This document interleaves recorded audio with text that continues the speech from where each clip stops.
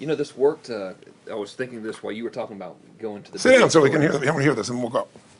You were talking about working in the video store and looking at the Porsches and stuff. I used to drive around in my car, you know, doing the cold calling with the credit card machines. And one way that I would avoid cold calling, the pain of like cold calling and knocking on doors and everything, would be to listen to your stuff and listen to Jim Rohn's stuff. And I would just drive around, no particular destination, just to listen to it. And strangely, I still like to drive around. I prefer to listen to that stuff in the car for some reason. Because it's where you got imprinted. I guess. I mean, it's like, well, I'll just drive up and down the coast and check out the ocean. You know? Yeah. So I would drive around, and I would envision myself holding those types of seminars and teaching people that kind of stuff. And 3 weeks ago, I was teaching a seminar in San Diego, and I was talking about beliefs and envisioning things, and I had to stop. And I shared with the audience, I was like, you're not going to believe this, but I actually used to envision this very moment of me talking to you right now. So it really, really works. Definitely works. Makes a difference, I'd say.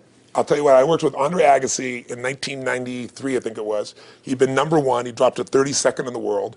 And he was literally ready to quit with no exaggeration. His father was managing him and he was so angry with his life. And he went through some, I think, wrist surgery at the time, and he's working on his swing. And he was dating Brooke Shields at that point. They weren't married, and not his current marriage, obviously.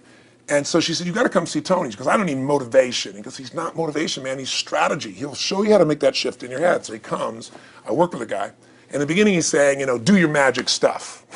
Like, oh yeah, great, thank you.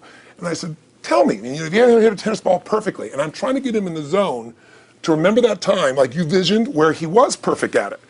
He goes, of course I have, and I get him vision over and over again. And finally he's in the zone, he's feeling that again, right? He's seeing it and he's feeling certain, and the swing is going perfect.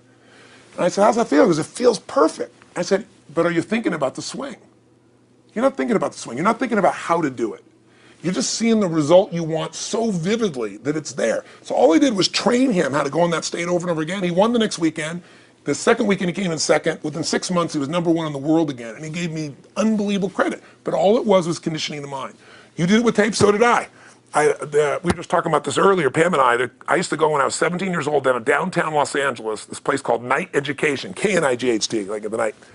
I'd save up all my money, work as a janitor, and I would get these tapes and listen to these things over and over and over again. I went there for years, and I didn't have enough money, and I leveraged everything I had, but I knew how to train my mind. It's the one thing I knew how to do. This man's name was Mario. I saw him in his 80s. You know, he obviously knows how my life turned out, and was very proud of the role he played in that process. He used to tell people the story. This guy's the real thing. He didn't just start out this way. This is how Tony did it. He listened to these tapes. He conditioned himself, right? This is the real stuff. He passed away a few years ago.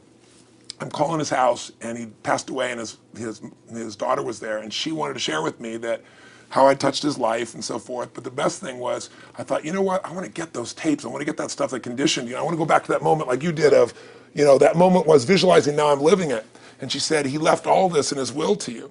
So I have all these tapes now that are from the time when I originally went through, and like I'd go to sleep and I had these sleep tapes that conditioned my mind to believe that I could succeed even when I was sleeping, or to build energy in my body. And anybody who wants to succeed has got to know it doesn't just happen. You can buy a product, but you also, with that product, have got to condition yourself. You got to make it a must, and you got to get a ritual. And if you do it, whatever you used to dream about you thought was so huge, you'll just live it. You'll live it like you lived this yesterday, like we're all living the life that we envision. Because we had to, and because we played this game with our head. We got the belief to be real by seeing it enough times and feel it enough times till our brain believed it, and then it made it happen. Which raised the potential, which made us take more action, which got us better results, which raised our beliefs again. That's right. And then that's why the rich get richer and the poor get poorer. So instead of bitching about it, change it.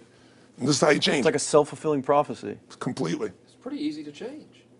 Just that one simple exercise was amazing. I'm still like, holy crap, you know, I wonder what else I can do now. But look what most people do. Most people do the opposite of that, right? They get the product, or they think about doing it, and what do they envision? It not working. That's right. The excuses. So they vision it not working. As soon as they envision it not working, they feel uncertain. As soon as they feel uncertain, how much potential they tap? Little, if anything. And so they send back your product, and they listen to the damn thing, you know? And guess what? What does that do, by the way? They make that as another lousy result in their life. I didn't even follow through on that, and they believe even less. This process is the Holy Grail. It's where the whole game changes, and anybody can do it, and they can do it in a few minutes. And if they do it a few minutes each day, then they get a different life. They do it a few minutes one time, their life changes for the day. We're defined by our rituals.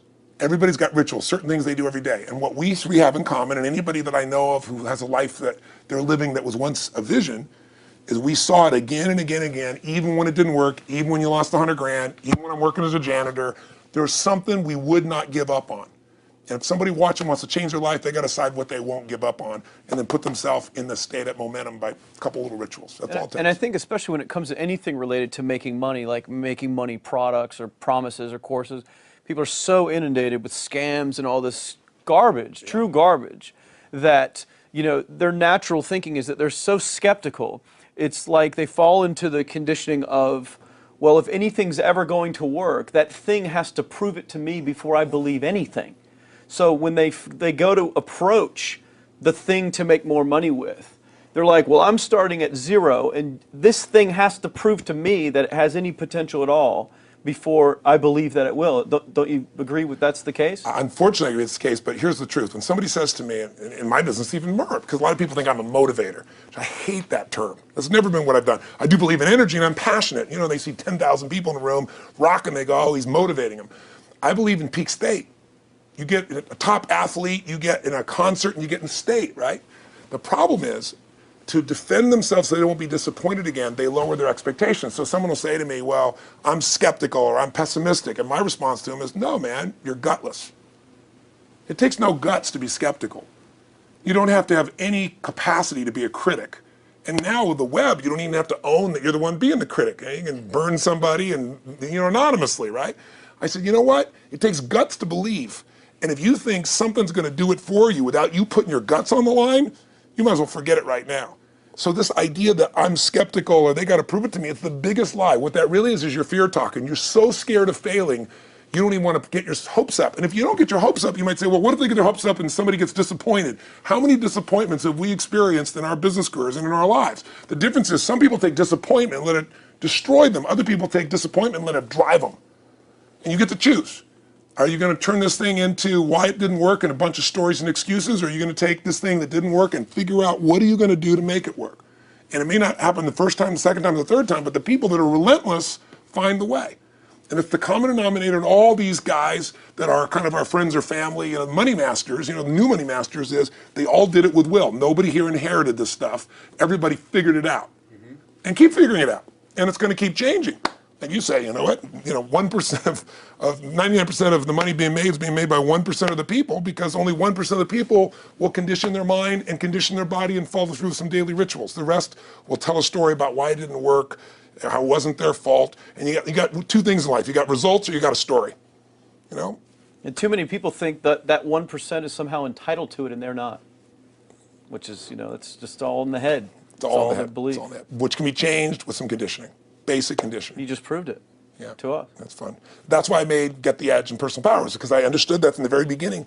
Originally it was 30 days, and years later people would say, you know, I've heard all the great results and everything else, man, but, you know, I don't have 30 days, and I'd be behind the glass, you know, focus group, watching these people want to shake them, like, you don't have 30 days to change your life, you know?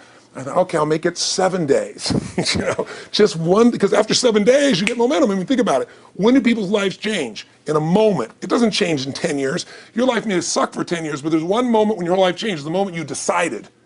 When you said, no more, and I'm doing it, and you kicked yourself in the ass, and you made yourself go do something, right? When you finally said, enough, no more, I quit, or let's begin, or I love you, there's a moment when somebody's life changes. And that can be gotten in a couple of days. So people watching don't have to wait until they've mastered everything. They got to get started and do what's next, and just put themselves in a state where they start making some progress. Well, there it is. I think that's the answer that can help solve that problem with a lot of people. They'll just pay attention to it and do it. The bottom line is, you know, all three of us and some of the people that we consider as family that are part of this process, we've all done well, and we don't need to do this stuff. We're able to do this stuff because underneath it all, people can see in your eyes, Frank, when you talk about $2,500 you made that day and the joy, right? Or you talking about not willing to settle, you know, and just, I don't care what they say. They tell me I'm going to sit here and I should lower my expectations. I'm going to be driving my car in here and they're going to be delivering a video to me. There's something inside of every human being that will make it click, that'll make it so that today is not like yesterday and tomorrow will be different forever. And that process is an emotional hook. And what I hope is people watching this stuff, maybe something in here will piss them off enough or remind them of something or say there is a plan and it isn't just luck. And if I just get my big enough why and I get a little system for conditioning myself, and if I start to feel overwhelmed, I just do one next step. and I keep learning and keep moving forward, I will get there. And if we accomplish that out of this conversation, then this conversation was kick-ass and fun, not just for us, but it'll be something that we'll be really proud of a long time. Whether that happens or not really has nothing to do with us, but whether or not people take it in as real and do something with it. I hope they will. I think a lot of people will. Control. I think they will. Thanks a lot. I think it was awesome. Thank you. That's been a blast. Appreciate it. Your shoot here. Yeah, going back to the next one. Yeah. Thanks, guys. Thanks. Yeah. Appreciate it. Really appreciate it.